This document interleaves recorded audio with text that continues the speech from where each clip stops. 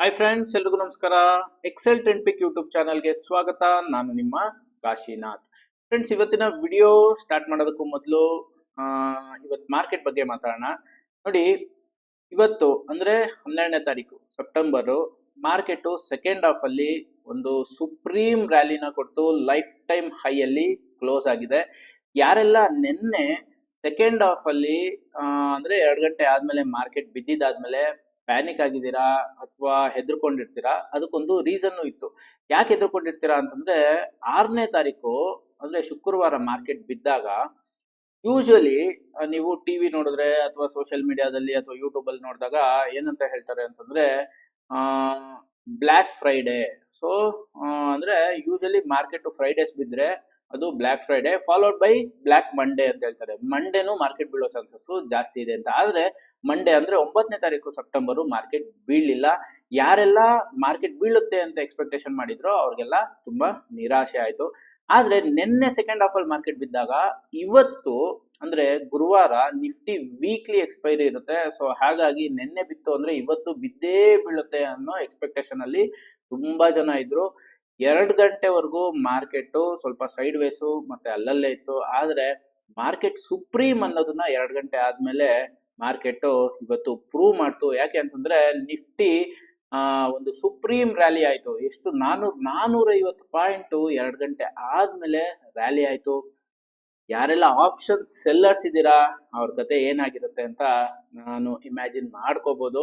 So ಅದನ್ನೆಲ್ಲ ನಾನು discuss ಮಾಡಕ್ ಹೋಗಲ್ಲ. ಆದ್ರೆ ಯಾರು ಇನ್ವೆಸ್ಟರ್ಸ್ ಇದ್ದೀರಾ ಅವ್ರಿಗೆಲ್ಲರಿಗೂ ಕಂಗ್ರ್ಯಾಚುಲೇಷನ್ಸ್ ನ ಹೇಳ್ತಾ ಈ ವಿಡಿಯೋನ ಸ್ಟಾರ್ಟ್ ಮಾಡ್ತಾ ಇದ್ದೀನಿ. ಸೊ ಈ ವಿಡಿಯೋ ಟಾಪಿಕ್ ಏನು ಅಂತ ಆಲ್ರೆಡಿ ನೀವು ಥಂಬ್ನೇಲ್ ನೋಡಿದ್ರೆ ನಿಮಗೆ ಗೊತ್ತಾಗಿರುತ್ತೆ. ಆದ್ರೂ ಒಂದು ಏನು ಆ ಥಂಬ್ನೇಲ್ ಅಲ್ಲಿ ಏನಿಲ್ವೋ ಅದನ್ನ ನಾನು ನಿಮ್ಗೆ ಹೇಳ್ತೀನಿ. ಈಗ ನೋಡಿ, ಪ್ರೀವಿಯಸ್ ಮಂತ್ ಅಲ್ಲಿ ನಾವು ವೋಲ್ಟಾಸ್ ಅನ್ನೋ ಕಂಪನಿನ ಪಿಕ್ ಮಾಡಿದ್ವಿ. ನಾನು ಮತ್ತೆ ನನ್ನ ಸ್ಟೂಡೆಂಟ್ಸು ಪಿಕ್ ಮಾಡಿದ್ವಿ. ಸೊ ಇದು ಪಿಕ್ ಮಾಡಿದ ಆದ್ಮೇಲೆ ಒಂದು 200 ಇಂದ 250 ರುಪೀಸು ರ್ಯಾಲಿ ಕೊಟ್ಟಿದೆ. ಸ್ಟಿಲ್ ಮೇಲಕ್ಕೆ ಹೋಗ್ತಾನೆ ಇದೆ. ಸೊ ಯಾರೆಲ್ಲ ನನ್ನ ಸ್ಟೂಡೆಂಟ್ಸ್ ಈ ವಿಡಿಯೋನ ನೋಡ್ತಾ ಇದ್ದೀರಾ ದಯವಿಟ್ಟು ಕಮೆಂಟ್ ಮಾಡಿ. ಏನಂತ ಅಂದ್ರೆ, ನೀವು ವೋಲ್ಟಾಸ್ನ ಪಿಕ್ ಮಾಡಕ್ ಸಾಧ್ಯ ಆಗಿತ್ತಾ ಅಂದ್ರೆ ನಾವು ವೋಲ್ಟಾಸ್ನ ಪಿಕ್ ಮಾಡಿದ್ವಾ ಪಿಕ್ ಮಾಡಿರ್ಲಿಲ್ವಾ? ನೋಡಿ, ಇಲ್ಲಿ ಪ್ರೋಸೆಸ್ಸು ಎಲ್ಲಾರ್ಗೂ ಒಂದೇ. 10 ಶೇರ್ ಬೈ ಮಾಡೋರ್ಗು ವೋಲ್ಟಾಸು ಅವತ್ತು ಬೈಯಿಂಗ್ ಪ್ರೋಸೆಸ್ ಬಂದಿತ್ತು ಅಂತಂದ್ರೆ ಬಂದಿತ್ತು. 100 ಶೇರ್ ಬೈ ಮಾಡೋರ್ಗು ಬಂದಿತ್ತು. 1000 ಶೇರ್ಸ್ ಬೈ ಮಾಡೋರ್ಗು ಬಂದಿತ್ತು. ಪ್ಲಸ್ ಫ್ಯೂಚರ್ಸ್ ಅಲ್ಲಿ ಏನಾದ್ರು ತಗೊಳ್ತೀವಿ ಅಂತಂದ್ರೂ ಎಲ್ಲಾರ್ಗೂ ಪ್ರೋಸೆಸ್ ಒಂದೇನೆ.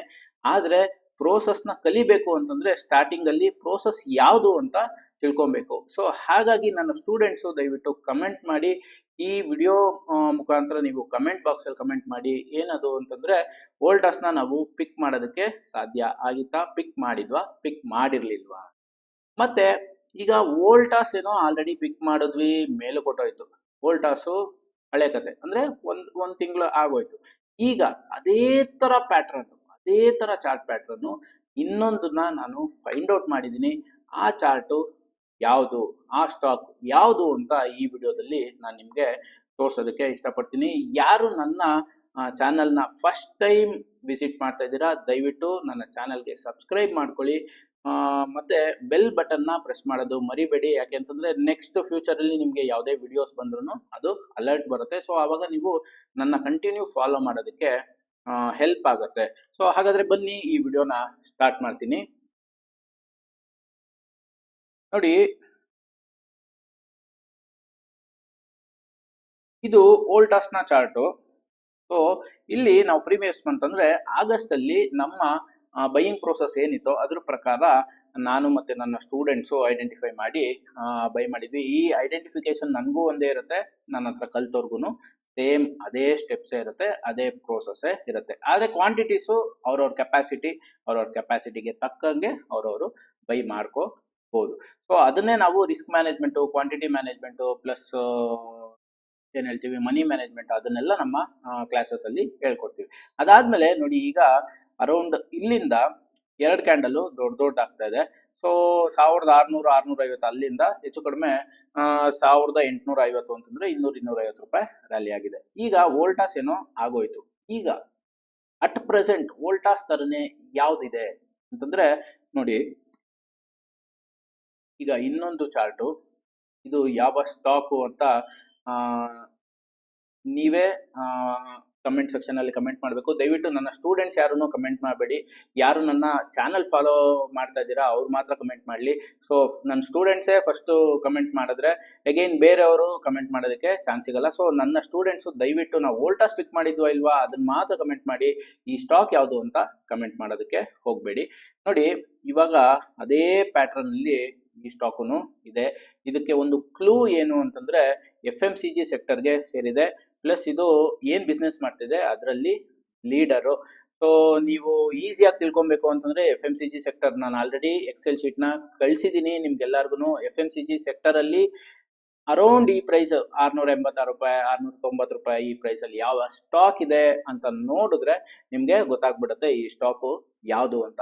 ಸೊ ಇಲ್ಲಿ ನೋಡಿ, ಇಲ್ಲಿ ನಮಗಿನ್ನ ಫೈನಲ್ ಸ್ಟೆಪ್ಪು ಬಂದಿಲ್ಲ, ಅಂದರೆ ಎಕ್ಸಿಕ್ಯೂಷನ್ ಸ್ಟೆಪ್ ಅನ್ನೋದು ವೆರಿ ವೆರಿ ಇಂಪಾರ್ಟೆಂಟು. ಪ್ಯಾಟ್ರನ್ ಬಂದಿದ ತಕ್ಷಣ ಅದು ಮೇಲಕ್ಕೆ ಹೋಗುತ್ತೆ ಅನ್ನೋದಲ್ಲ. ಆದರೆ ನಾವು ಇದನ್ನ ವಾಚ್ ಲಿಸ್ಟಲ್ಲಿ ವಾಚ್ ಮಾಡ್ತಾ ಇರ್ತೀವಿ, ಮತ್ತು ಎಕ್ಸಿಕ್ಯೂಷನ್ ಬಂದರೆ ಮಾತ್ರ ಎಕ್ಸಿಕ್ಯೂಟ್ ಮಾಡ್ತೀವಿ, ಇಲ್ಲ ಅಂತಂದರೆ ಮಾಡೋಕ್ಕೋಗಲ್ಲ.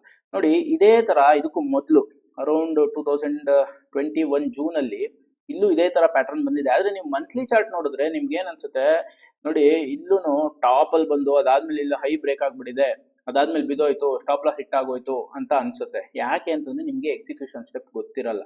ಆದರೆ ಈ ಪಾಯಿಂಟಲ್ಲಿ ನಾವು ರಿಯಲ್ ಆಗಿ ಎಕ್ಸಿಕ್ಯೂಷನ್ ಸ್ಟೆಪ್ ನಮ್ಮದು ಎಕ್ಸಿಕ್ಯೂಟೇ ಆಗಿಲ್ಲ. ಸೊ ಇಲ್ಲಿ ಇವಾಗ ನೆಕ್ಸ್ಟ್ ವೀಕಲ್ಲೋ ನಾಳೆನೋ ಅಥವಾ ಇನ್ನೊಂದು 15 ದಿನಕ್ಕೋ ಇದು ಎಕ್ಸಿಕ್ಯೂಷನ್ ಸ್ಟೆಪ್ ಬಂತು ಅಂತಂದ್ರೆ ಮಾತ್ರ ನಾವು ಎಕ್ಸಿಕ್ಯೂಟ್ ಮಾಡ್ತೀವಿ, ಇಲ್ಲ ಅಂತಂದ್ರೆ ಇಲ್ಲ. ಅಗೈನ್ ನಾವು ಎಕ್ಸಿಕ್ಯೂಟ್ ಮಾಡ್ಬೇಕಾದ್ರೆ ಇದು ಬೀಳೋದೇ ಇಲ್ವಾ, ಸ್ಟಾಪ್ ಲಾಸ್ ಹಿಟ್ ಆಗೋದೇ ಇಲ್ವಾ. Right hand side of the market ಇದಾದ್ಮೇಲೆ ರ್ಯಾಲಿ ಆದ್ಮೇಲೆ ಯಾರು ಬೇಕಾದ್ರೂ ಹೇಳ್ಬೋದು ಇಲ್ಲಿ ತಗೊಬೇಕಾಯ್ತು ಅಂತ. ಆದ್ರೆ ಇಲ್ಲಿ ತಗೊಳ್ಳೋದಕ್ಕೆ ನಿಮ್ಗೊಂದು ಪ್ರೋಸೆಸ್ ಬೇಕು, ಒಂದು ಸಿಸ್ಟಮ್ ಬೇಕು. ಅಂತಂದ್ರೆ ಈ ತರ ಸಿಸ್ಟಮ್ನ ನೀವು ಕಲಿಬೇಕು. ಸೊ ಈಗ ಇಲ್ಲಿ ನಾವು ಡಿಸೈಡ್ ಮಾಡಬೇಕು, ಅಂದ್ರೆ ಬೈ ಮಾಡಬೇಕಾ ಬೇಡವಾ.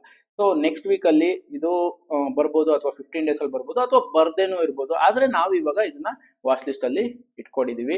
ಸೊ ಇದು after a long time, plus life time ಹೈಯಲ್ಲಿದೆ. ಸೊ ಲೈಫ್ ಟೈಮ್ ಹೈಯಲ್ಲಿರುವಂಥ ಸ್ಟಾಕ್ಸು ಯಾವ ಥರ ಮೇಲಕ್ಕೆ ಹೋಗುತ್ತೆ ಅಂತ ನೀವು ಬೇಕಾದ್ರೆ ಇನ್ನೂ ಒಂದು ತುಂಬ ಚಾರ್ಟ್ಸ್ನ ನೋಡಿದ್ರೆ ನಿಮಗೆ ಅರ್ಥ ಆಗುತ್ತೆ. ಪ್ಲಸ್ ಏನು ಅಂತಂದರೆ ನೋಡಿ, ಓಕೆ, ಸೊ ಇದು ನೀವು ಕಂಪ್ಲೀಟ್ ಆಗಿ ಎಕ್ಸಿಕ್ಯೂಷನ್ ಸ್ಟೆಪ್ ಅಂತಂದ್ರೆ ಏನು, ಇದನ್ನ ನೀವು ಕಂಪ್ಲೀಟ್ ಆಗಿ ಕಲಿಬೇಕು ಅಂತಂದ್ರೆ ನಮ್ಮ ಟ್ರೈನಿಂಗ್ ಸೆಷನ್ಗೆ ಅಟೆಂಡ್ ಆಗ್ಬೋದು. ಬೇಕಾದ್ರೆ ನೀವು ಅಟೆಂಡ್ ಆದಾಗ ಇದೇ ಚಾರ್ಟ್ನ ಓಪನ್ ಮಾಡಿ, ಸರ್ ಇಲ್ಲಿ ಯಾಕೆ ಬೈ ಬಂದಿಲ್ಲ, ಇಲ್ಲಿ ಯಾಕೆ ಅವಾಯ್ಡ್ ಮಾಡಬೇಕಾಯ್ತು, ಅಥವಾ ಇಲ್ಲಿ ಯಾಕೆ ನಾವು ತಗೊಬಾರ್ದಾಗಿತ್ತು ಅನ್ನೋದಕ್ಕೂ ನಾನು ರೀಸನ್ ಕೊಡ್ತೀನಿ. ಇಲ್ಲಿ ಇವಾಗ ಬೈ ಬಂತು ಅಂದ್ರೆ ನಮ್ಮ ಎಕ್ಸಿಕ್ಯೂಷನ್ ಸ್ಟೆಪ್ ಬಂತು ಅಂತಂದ್ರೆ ಇಲ್ಲೇ ಪರ್ಫೆಕ್ಟ್ ಆಗಿ ಬರ್ಲಿಲ್ವಾ, ಅದು ಹೆಂಗೆ ಅಂತಂದ್ರೆ ನನ್ಗೆ ಎಸ್ ಅಂತಂದ್ರೆ ನಿಮ್ಗೂ ಎಸ್, ನನಗ್ ನೋ ಅಂತಂದ್ರೆ ನಿಮ್ಗೂ ನೋನೆ. ಸೊ ಒಂದ್ಸಲಿ ಅದನ್ನ ತಿಳ್ಕೊಂಡ್ಬಿಟ್ರೆ ಮತ್ತೆ ಮತ್ತೆ ಮತ್ತೆ ಮತ್ತೆ ಇದು ಸ್ಟಾಕ್ ಮಾರ್ಕೆಟ್ ಅಲ್ಲಿ ಒಂದು ಸ್ಟಾಕ್ ನ ಬೈ ಮಾಡಬೇಕು ಅಂತಂದ್ರೆ ಇನ್ನೊಂದು ಸಿಸ್ಟಮ್ ಕಲಿಬೇಕು, ಆ ತರ ಯಾವ್ದು ಇರಲ್ಲ. ಇದು ಸ್ವಿಂಗ್ ಟ್ರೇಡಿಂಗ್ ಪ್ರೋಸೆಸ್ ಅಲ್ಲ, ಇದು short term trading process. Short term ಅಂತಂದ್ರೆ ಇವತ್ತು ಬೈ ಮಾಡಿದಾದ್ಮೇಲೆ ಇದು ನಾವು 1 ರಿಂದ 3 ತಿಂಗಳವರೆಗೂ ಹೋಲ್ಡ್ ಮಾಡಬೇಕಾಗುತ್ತೆ. ಫಾರ್ ಮೇ ಬಿ 10, 15, 20, 25% ರಿಟರ್ನ್ಸ್ ಬರೋ ಚಾನ್ಸಸ್ ಇರುತ್ತೆ. ಅಗೈನ್ ಇದನ್ನ ರೆಕಮೆಂಡೇಶನ್ಸ್ ಅಂತ ದಯವಿಟ್ಟು ಯಾರು ಕನ್ಸಿಡರ್ ಮಾಡಬೇಡಿ. ಈ ತರನು ನಾವು ಟೆಕ್ನಿಕಲ್ ಅನಾಲಿಸಿಸ್ ಅನ್ನೋದೇನಿದೆ ವಿತ್ ಸಿಂಪಲ್ RSI ಮತ್ತೆ ಬೋಲಿಂಜರ್ ಬ್ಯಾಂಡ್ ಮತ್ತೆ ಕ್ಯಾಂಡಲ್ ಸ್ಟಿಕ್ಸ್ ನ ಯೂಸ್ ಮಾಡ್ಕೊಂಡೇನೆ ನಾವು ಈ ತರ ಕಲಿಬಹುದು. ಯಾಕೆಂತಂದ್ರೆ ಮುಂದಕ್ಕೆ ಏನಾಗುತ್ತೆ, ನಾಳೆ ಏನಾಗುತ್ತೆ ಅಂತ ಯಾರಿಗೂ ಗೊತ್ತಿಲ್ಲ. ಆದ್ರೆ ಒಂದು ಅನಾಲಿಸಿಸ್ ಅಂತ ಮಾಡಿದಾಗ, ನಾವೊಂದು ರಿಸ್ಕ್ ಮ್ಯಾನೇಜ್ಮೆಂಟ್ ಅಂತ ಮಾಡಿದಾಗ, ನಾವೊಂದು ಹೌದು ನನಗೆ ಅಕಸ್ಮಾತ್ ಲಾಸ್ ಆಯ್ತು ಅಂದ್ರೆ ಇಷ್ಟು ಮಾತ್ರ ಲಾಸ್ ಆಗುತ್ತೆ, ಪ್ರಾಫಿಟ್ ಬಂತು ಅಂದ್ರೆ ಇಷ್ಟೆಲ್ಲ ಪ್ರಾಫಿಟ್ ಬರುತ್ತೆ ಅನ್ನೋ ಅನಾಲಿಸಿಸ್ನ ಸಿಂಪಲ್ ಆಗಿ ನಾವು ಮಾಡ್ಬೋದು. ಇದನ್ನ ನಾನು ತಲುಪಿಸ್ಬೇಕು ಅನ್ನೋ ವಿಡಿಯೋಸ್ನ ನಾನು ಮಾಡ್ತಾ ಇದ್ದೀನಿ. ದಯವಿಟ್ಟು ಇದನ್ನ ಯಾರು ರೆಕಮೆಂಡೇಶನ್ಸು ಟಿಪ್ಸ್ ಅಂತ ಕನ್ಸಿಡರ್ ಮಾಡಬೇಡಿ. ಈ ವಿಡಿಯೋಸ್ನ ನೋಡಿ ನೀವೇನಾದ್ರೂ ಬೈ ಮಾಡಿದ್ರೆ ಅದಕ್ಕೆ ನಾನು ಜವಾಬ್ದಾರಿ ಅಲ್ಲ. ದಯವಿಟ್ಟು ನೀವು ಪೂರ್ತಿ ತಿಳ್ಕೊಳ್ತೀರಾ ರಿಸ್ಕ್ ಮ್ಯಾನೇಜ್ಮೆಂಟ್, ಮನಿ ಮ್ಯಾನೇಜ್ಮೆಂಟ್, ಪ್ಲಸ್ ಏನು ಎಷ್ಟು ಇನ್ವೆಸ್ಟ್ ಮಾಡಬೇಕು, ಈಗ ಸೆಂಟಿಮೆಂಟ್ ಏನಿದೆ, ಏನು ಸ್ಟಾಪ್ ಲಾಸ್, ಇದನ್ನ ಯಾವುದನ್ನು ತಿಳ್ಕೊಳ್ತೀರಾ ದಯವಿಟ್ಟು ಮಾರ್ಕೆಟಲ್ಲಿ ಎಂಟ್ರಿ ಮಾಡೋದಕ್ಕೆ ಹೋಗಬೇಡಿ. ಯಾಕೆ ಅಂತಂದ್ರೆ ಇವಾಗೆಲ್ಲ ನಿಮಗೆ ರೀಸೆಂಟಾಗಿ ಗೊತ್ತಾಗಿರ್ಬೋದು, HAL ಯಾವ ಥರ ಬೀಳ್ತಾ ಇದೆ, ಕೊಚ್ಚಿನ್ ಶಿಪ್ಯಾರ್ಡ್ ಯಾವ ಥರ ಬೀಳ್ತಾ ಇದೆ, ಆಮೇಲೆ ONGC ಯಾವ ಥರ ಬೀಳ್ತಾ ಇದೆ. ಇದೆಲ್ಲಾನು ಏನು ಅಂತಂದ್ರೆ ಒಂದು ಸೈಕಲ್ ಆಗಿದೆ ಆ ಸ್ಟಾಕ್ಸ್ದು. ಈಗ ಅದಕ್ಕೇನೆ ಆ ಸ್ಟಾಕ್ಸ್ ಎಲ್ಲ ಬೀಳ್ತಾ ಇದೆ. ಈಗ ನೆಕ್ಸ್ಟ್ ಅಂದ್ರೆ ಸೆಕ್ಟರ್ ರೊಟೇಷನ್ ಆದಂಗೆ ನಾವು ಆ ಸೆಕ್ಟರ್ ಜೊತೆ ನಾವು ಚೇಂಜ್ ಆಗ್ತಾ ಇರಬೇಕು. ಸೊ ಅವಾಗ ಮಾತ್ರ ನೋಡಿ, ನಾನು ನಿಮ್ಗೆ ಯಾವುದೇ ವಿಡಿಯೋಸ್ ಅಲ್ಲಿ ಇವಾಗ ರೀಸೆಂಟ್ ಆಗಿ HAL ಬಗ್ಗೆ ಏನು ಹೇಳಿಲ್ಲ, SBI ಬಗ್ಗೆ ಹೇಳಿಲ್ಲ. ಯಾಕೆಂದ್ರೆ ಅದೆಲ್ಲ ಡೌನ್ ಟ್ರೆಂಡ್ ಅಲ್ಲಿ ಇದೆ. ಇವಾಗ ಯಾವ್ದು ಅಪ್ ಟ್ರೆಂಡ್ ಅಲ್ಲಿ ಇದೆ, ಯಾವ್ದು ಮೊಮೆಂಟಮ್ ಅಲ್ಲಿ ಇದೆಯೋ ಅದ್ರಲ್ಲಿ ಮಾತ್ರ ನಾವು ಇರ್ಬೇಕು ಅಂತಂದ್ರೆ ಈ ತರ ಒಂದು ಸಿಸ್ಟಮ್ ನ ನೀವು ಕಲಿಬಹುದು. ಕಲ್ತ್ರೆ ನಿಮ್ಗೆ ನಿಮ್ಮ ಇನ್ವೆಸ್ಟ್ಮೆಂಟ್ ಜರ್ನಿ, ನಿಮ್ಮ ಟ್ರೇಡಿಂಗ್ ಜರ್ನಿ ಈಸಿ ಆಗುತ್ತೆ ಅನ್ನೋ ಉದ್ದೇಶಕ್ಕೆ ಮಾತ್ರ ನಾನು ಈ ವಿಡಿಯೋಸ್ನ ಮಾಡ್ತಾ ಇದ್ದೀನಿ. ಸೊ ಯಾರಿಗೆಲ್ಲ ಇಂಟ್ರೆಸ್ಟ್ ಇದೆ, ಸಿಂಪಲ್ ಆಗಿ ಕಲಿಬೇಕು ಅಂತ ಅನ್ನಿಸ್ತಾ ಇದೆ, ದಯವಿಟ್ಟು ಇಲ್ಲಿ ಕೆಳಗಡೆ ಬರ್ತಾ ಇರೋ ನಂಬರ್ಗೆ ಕಾಲ್ ಮಾಡಿ ನಿಮ್ಮ ರಿಜಿಸ್ಟ್ರೇಷನ್ಸ್ನ ಮಾಡ್ಕೊಬೋದು ಅಂತ ಹೇಳ್ತಾ ನನ್ನ ಈ ವಿಡಿಯೋನ ಮುಗಿಸ್ತಾ ಇದ್ದೀನಿ. Thank you friends.